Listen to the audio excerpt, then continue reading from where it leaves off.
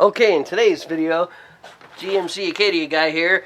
How do you replace the battery on a GMC Acadia? Well, like everybody that has a 1975 Trans Am Firebird from the movie Smokey and the Bandit knows, you open the hood and right there is the battery.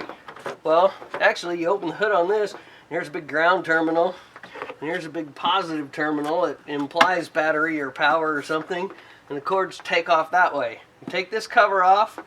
It is a little tricky. It's a fuse panel. Great big fun fuse panel. A little dirty. So that's not it. Let's go into the back seat.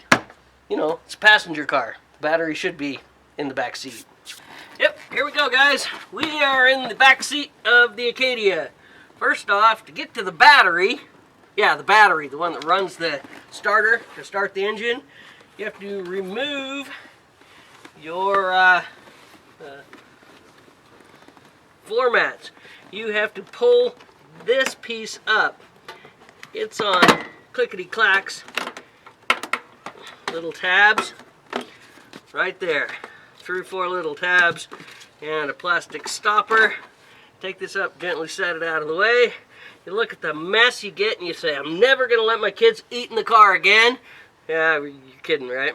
Anyway, I need a Torx 20 to take this panel off.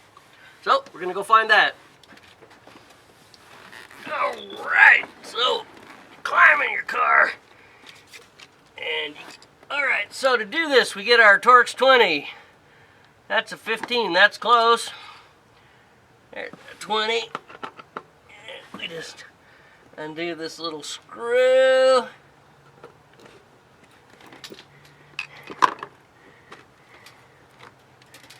And bang! There's the battery. Amazingness has been found.